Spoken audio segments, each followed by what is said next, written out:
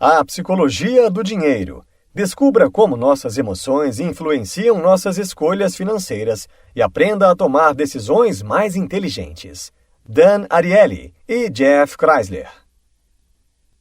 Os autores revelam como pensamos sobre dinheiro e quais são os maiores erros que cometemos ao pensar nele.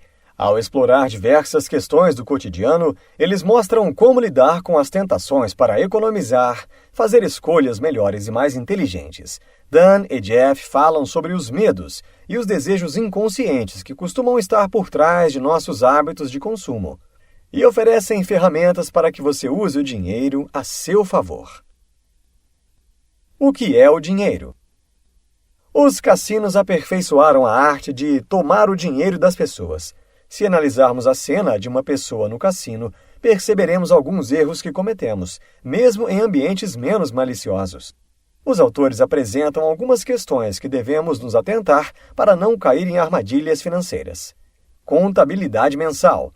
A pessoa está preocupada com as finanças, então decide economizar no café da manhã, porém gasta tranquilamente $200 no cassino. Esta grande contradição ocorre porque utilizamos contas mentais. Ao converter o dinheiro real em moedas coloridas em um cassino, a pessoa deixa de usar a conta mental de despesas diárias e passa a usar a conta do entretenimento. Isso faz com que a pessoa se sinta diferente ao gastar o dinheiro, que no final das contas sai todo do mesmo lugar. O preço do que é grátis. O indivíduo fica empolgado por estacionar de graça e ganhar bebidas de cortesia no cassino, mesmo que ele não esteja pagando diretamente por isso. O grátis altera seu estado de humor e sua capacidade de julgar os seus gastos nos jogos. A dor do pagamento. Ao utilizar fichas de plástico, a pessoa não sente que está pagando, mas sim se divertindo, sem sentir a perda de dinheiro a cada ficha, sem ter plena noção do que está gastando, ela fica menos consciente e atenta às suas decisões. O mesmo ocorre quando utilizamos cartões de crédito. Relatividade. Uma pequena gorjeta e uma pequena taxa parecem insignificantes diante das pilhas de fichas coloridas nas mesas do cassino. Porém, no café da manhã, achamos o café caro na padaria. Isso ocorre porque fazemos comparações e a relatividade atrapalha nosso julgamento.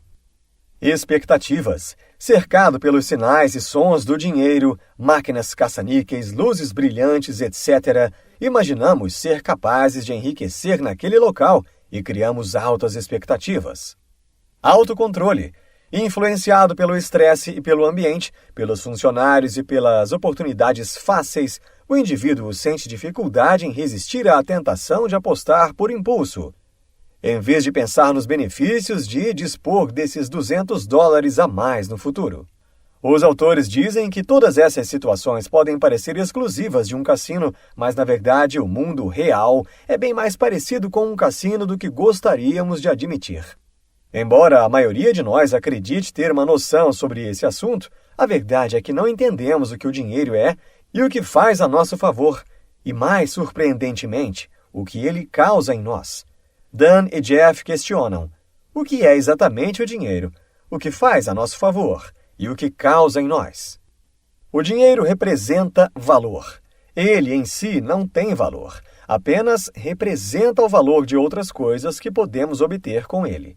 Existem algumas características que o tornam útil para nós. Ele é genérico, podemos trocá-lo por quase tudo. Ele é divisível, pode ser aplicado a quase qualquer coisa, grande ou pequena. É intercambiável, não precisamos de uma peça de moeda específica, porque ele pode ser substituído por qualquer outra peça representando o mesmo valor. É armazenável, pode ser usado a qualquer momento, agora ou no futuro. O dinheiro nos permite poupar, testar coisas novas, compartilhar e nos especializar. O dinheiro mudou a condição humana, tanto quanto qualquer outro avanço. Os autores dizem que, embora seja necessário reconhecer a importância e a utilidade do dinheiro, infelizmente alguns dos seus benefícios são também a fonte de suas maldições. A possibilidade de trocar dinheiro por uma variedade quase infinita de objetos e serviços é algo incrível, mas também significa que a complexidade das decisões envolvendo o dinheiro é muito alta. Sempre que o dinheiro é acrescentado, qualquer decisão fica mais difícil. Porque essas decisões envolvendo dinheiro tornam-se mais complicadas, por causa dos custos de oportunidade. Precisamos fazer escolhas e sacrifícios. Precisamos escolher coisas que vamos deixar de fazer. O que significa que precisamos examinar os custos de oportunidade sempre que usamos dinheiro. Custos de oportunidade são alternativas. São as oportunidades que sacrificamos quando temos que optar por isto ou aquilo. A forma como deveríamos pensar sobre o custo de oportunidade do dinheiro é que quando gastamos dinheiro num item, não podemos gastar esse mesmo montante em outro item, nem agora, nem em qualquer outro momento futuro. Deveríamos levar em conta as alternativas de que estamos abrindo mão ao optarmos por gastar dinheiro agora. Dan e Jeff dizem que quase sempre deixamos de analisar as alternativas. E, infelizmente, ao deixarmos de examinar esses custos de oportunidade, há grandes chances de que nossas decisões não atendam a nossos melhores interesses. Embora devêssemos estar pensando nos gastos em termos de custo de oportunidade, que gastar dinheiro agora em algo impede que o gastemos em algo diferente no futuro, tal pensamento é abstrato e difícil demais. Então, simplesmente não levamos em conta e negligenciamos essa questão. Para piorar as coisas, hoje em dia dispomos de ferramentas como cartões de crédito, financiamentos imobiliários e de carros e créditos estudantis que dificultam ainda mais, muitas vezes de propósito, a nossa capacidade de entender os efeitos futuros do gasto presente de dinheiro. Como nós estimamos o valor de maneiras que pouco têm a ver com o valor? Esquecemos que tudo é relativo. Quando vemos uma liquidação, não deveríamos considerar qual era o preço ou quanto estamos poupando. Pelo contrário, devemos considerar quanto realmente iremos gastar. Comprar uma roupa de R$60, cujo preço normal seja R$100, não é economizar R$40, é gastar R$60. Quando é difícil medir o valor de algo diretamente, nós o comparamos com outras coisas, como um produto concorrente ou outras versões do mesmo produto. Quando compramos itens, criamos valores relativos. Isso não parece tão problemático, certo? Mas o problema está na forma como aplicamos o conceito de relatividade. Por exemplo, R$120 é relativamente barato comparado com R$200. Mas deveríamos comparar R$120 com zero, ou com todas as outras coisas que poderíamos comprar com os mesmos R$120, mas não compramos. É assim que a relatividade nos confunde. A lista de coisas que são afetadas pela relatividade vai além de produtos como telefones celulares e roupas. A relatividade afeta nossa sensação de autoestima também. Muitas vezes avaliamos nossa felicidade baseada naquilo que os outros têm e como se sentem, ao invés de avaliar o que é felicidade para nós mesmos. Compartimentalizamos. É importante lembrar-se de que todo real é igual. Seja qual for a sua origem, nosso emprego, uma herança, um bilhete de loteria. O dinheiro é todo nosso e pertence, na verdade, a uma só conta, independente da origem. Se nos vemos desperdiçando certos tipos de dinheiro só porque na nossa mente ele pertence à conta de bônus ou ganhos, precisamos parar, pensar e nos lembrar de que é apenas dinheiro, nosso dinheiro. Mas também temos que nos lembrar de que a contabilidade mental para categorizar os nossos gastos pode ser uma ferramenta de orçamento útil, caso seja difícil fazer cálculos de custos de oportunidade constantes e rápidos. Para quem tem dificuldade em fazer estes cálculos rápidos, os autores sugerem que decidam quanto querem gastar numa categoria ampla de irrestritos. As coisas sem as quais podem viver, como um café especial, sapatos elegantes ou uma noite de bebedeira. Pegue essa quantia semanalmente e coloque-a num cartão de débito pré-pago. Agora, para essa categoria, elas contarão com um orçamento novo toda segunda-feira. O saldo do cartão mostrará como vem sendo usado e os custos de oportunidade dentro dessa categoria geral.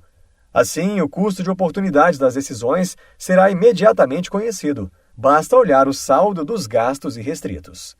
Uma descoberta interessante sobre como categorizamos o dinheiro é que as pessoas que se sentem culpadas sobre como o obtiveram, com frequência doam parte dele à caridade. Ou seja, como gastamos o dinheiro depende de como nos sentimos em relação a ele. Evitamos a dor do pagamento. Os autores explicam que a dor do pagamento é o que sentimos quando pensamos em nos separarmos do nosso dinheiro.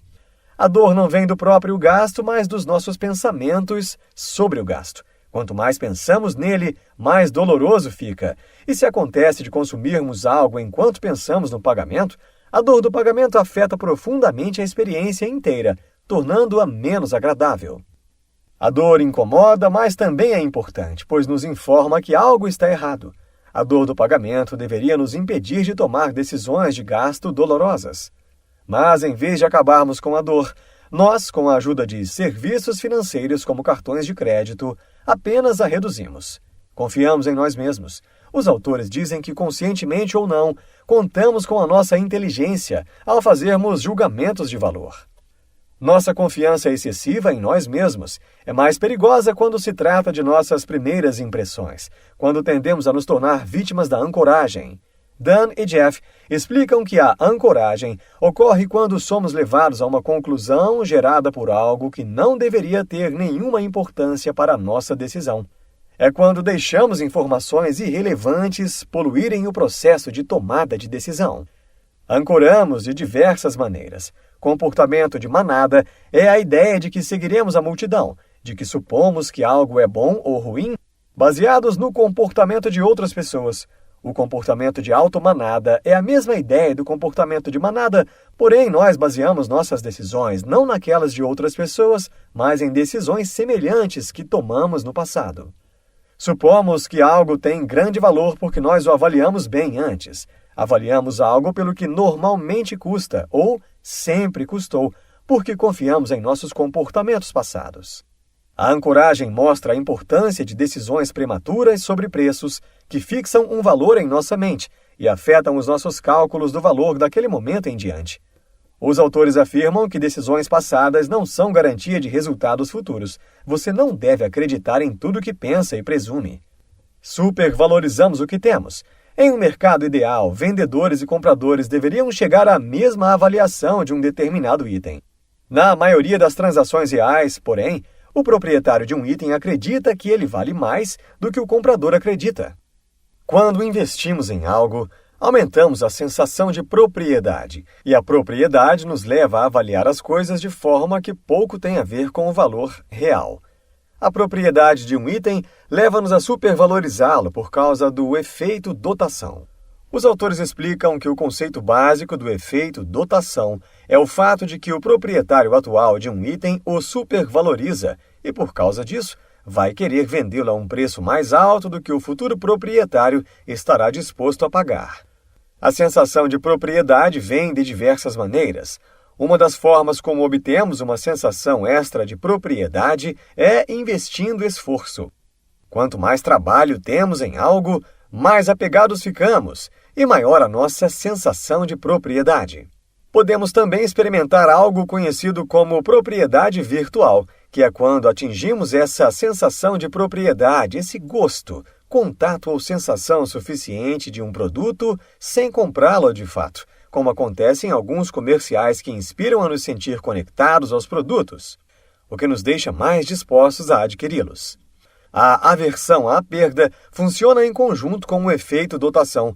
Não queremos abrir mão do que possuímos em parte porque o supervalorizamos, e o supervalorizamos em parte por não querermos renunciar àquilo. Uma forma de superar as armadilhas da posse é tentar nos separar psicologicamente das coisas que possuímos, para avaliarmos mais precisamente o valor delas. Deveríamos pensar em onde estamos agora e o que acontecerá a seguir, não de onde viemos. Preocupamo-nos com esforço e justiça. Os autores aconselham a não perder tempo especulando se algo tem um preço justo. Em vez disso, veja o quanto aquilo vale para você. Também podemos nos equivocar ao julgar se um preço é justo e se exigiu ou não um grande esforço. Reconheçamos também que existe valor no conhecimento e na experiência. Chaveiros, artistas, autores de livros sobre dinheiro, o valor do trabalho deles não vem do tempo e do esforço que precisaram exercer no trabalho em si, mas do tempo e do esforço que dedicaram a estudar, se especializar e a praticar durante toda a vida. Artesãos aperfeiçoaram a arte de fazer seu trabalho parecer fácil, mas não é. Muitas vezes, ao somarmos inconscientemente esforço e valor, somos levados a pagar mais pela incompetência. É fácil pagar por um esforço evidente e visível. É mais difícil pagar alguém que é realmente bom no que está fazendo. Alguém que realiza o serviço rapidamente e sem muito esforço, porque sua experiência permite que seja eficiente. Os autores dizem que não é o esforço objetivo, mas a aparência de esforço que rege a psicologia de quanto estamos dispostos a pagar. Acreditamos na magia da linguagem e dos rituais. A linguagem pode moldar a forma como vivemos as nossas experiências. Ela pode fazer com que prestemos mais atenção no que consumimos e direcionar o nosso foco para partes específicas daquilo. Pode nos ajudar a apreciar as nossas experiências mais do que apreciaríamos normalmente. E quando temos mais prazer com algo, seja com a experiência física de consumi-lo ou com a linguagem que o descreve, nós o valorizamos mais e estamos dispostos a pagar mais por aquilo. Os autores dão um exemplo de 2 restaurantes que funcionam lado a lado. Um oferece um hambúrguer que é apresentado como carne com 80% menos gordura. O vizinho tem ofertas semelhantes, porém descreve seu hambúrguer como carne com 20% de gordura. Os 2 oferecem o mesmo hambúrguer, mas a linguagem nos faz querer a carne com 80% menos gordura. Uma linguagem difícil transmite uma sensação de expertise. Ela nos lembra de que aqueles que a utilizam sabem mais do que nós, de que devem ter se esforçado muito e por bastante tempo para adquirir os conhecimentos e habilidades, portanto, devem ser super valiosos. Os autores afirmam que os rituais que praticamos durante o consumo tornam a experiência especial. Também obtemos uma sensação maior de controle por meio dos rituais. Uma atividade torna-se familiar, mais conhecida, torna-se nossa quando a ritualizamos. Estamos no comando, e isso também acrescenta valor. Os rituais fazem a comida parecer mais saborosa, os eventos parecerem mais especiais e a vida parecer mais viva. Supervalorizamos as expectativas. As expectativas alteram o valor de nossas experiências durante 2 períodos diferentes: antes da compra e durante a vivência. No momento em que começamos a esperar algo, nosso corpo e mente começam a se preparar para aquela situação. Essa preparação afeta a realidade da experiência. Quando compramos um produto, podemos querer nos auto-induzir a acreditar que vale R$20 a mais do que pagamos. Podemos fazer algum ritual, como no caso de um vinho, colocá-lo numa bela taça, girá-lo e cheirá-lo para melhorar nossa experiência. Isso é saber usar as expectativas. O que não queremos é comprar uma garrafa de vinho porque alguém nos induziu a gastar R$20 a mais do que deveríamos. Isso é ser usado pelas expectativas. Antecipação positiva e negativa. Os autores explicam que no período de antecipação, as expectativas aumentam ou reduzem o valor de qualquer compra que fazemos. Se esperamos que uma experiência seja positiva, nós nos preparamos para ela, e o mesmo vale para as expectativas negativas. Se sentimos prazer ao pensarmos em férias divertidas, isso aprimora a nossa experiência das férias quando chegarmos lá. De modo parecido, baixas expectativas podem reduzir o prazer de um momento. Nossas experiências passadas também mudam nossas expectativas sobre experiências futuras. Quando gostamos de um produto ou serviço, tendemos a acreditar que no futuro a experiência também será positiva, aumentando as chances de investirmos naquilo novamente. Superenfatizamos o dinheiro. Quer faça sentido ou não, um preço alto sinaliza um valor alto. No caso de coisas importantes como assistência médica, comida e roupas, também sinaliza que o produto não é de baixa qualidade. Os preços não deveriam afetar o valor, o desempenho ou o prazer, mas afetam.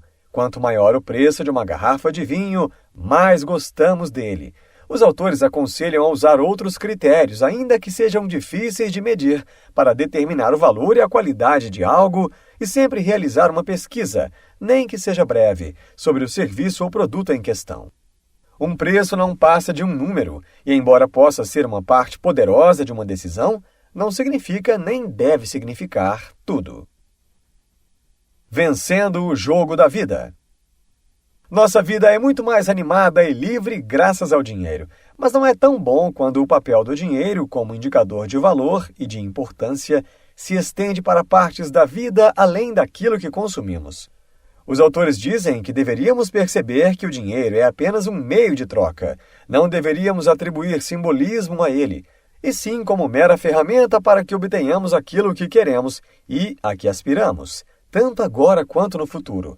Quando deixamos de comprar dinheiro com coisas e passamos a comparar coisas com coisas diretamente, nossas escolhas adquirem uma nova perspectiva. Quando, por exemplo, pensamos em comprar uma casa maior, e se não pensássemos em termos de dinheiro? E se disséssemos: quer saber, a casa maior me custa o mesmo que a casa menor mais um mês de férias, um semestre da faculdade para cada um dos meus filhos e 3 anos de trabalho adicional antes da aposentadoria. Sim, posso comprar, mas talvez não valha a pena trocar todas essas coisas por um banheiro extra e um terreno maior. Ou talvez façamos esse cálculo e mesmo assim decidamos que a casa maior vale a pena. Ótimo, mas ao menos estamos tomando uma decisão consciente. Seja qual for a nossa condição social, acreditamos que seja importante que, em vez de pensarmos em decisões de vida em termos de dinheiro, pensemos nelas em termos de vida. Utilizando o dinheiro de forma mais consciente, podemos decidir se e quando apreciaremos mais o vinho só por causa da forma como é servido. Devemos ter certeza de que estamos no controle de como esses elementos importantes são utilizados. Se nos concentrarmos, poderemos, individual e coletivamente, melhorar nossas decisões financeiras. O primeiro passo é estar consciente. O próximo é transformar essa consciência em mudança. Insights. O dinheiro representa valor. Ele, em si mesmo, não tem valor. Deveríamos pensar em custos de oportunidade em todas as decisões financeiras e escolher abdicar de uma coisa para ter outra. Ferramentas financeiras como cartões de crédito aliviam a dor do pagamento e fazem com que tomemos decisões financeiras equivocadas. Como gastamos dinheiro depende de como nos sentimos em relação a ele. Neste livro você aprendeu, de forma divertida e prática, como nos equivocamos ao tomar algumas decisões financeiras e como a noção de valor é modificada em determinadas situações.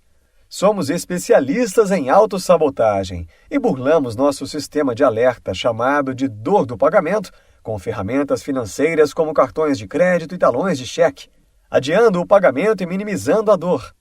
Os autores também nos mostram como podemos obter mais controle de nossos gastos ao escolher conscientemente os rituais para enriquecer uma experiência, ao invés de sermos influenciados a gastar mais pela linguagem e pela propaganda. Além disso, o livro fala sobre os custos de oportunidade e como devemos aprender que, ao escolhermos uma coisa, abdicamos de outra e que devemos entender que o dinheiro é apenas um meio de troca.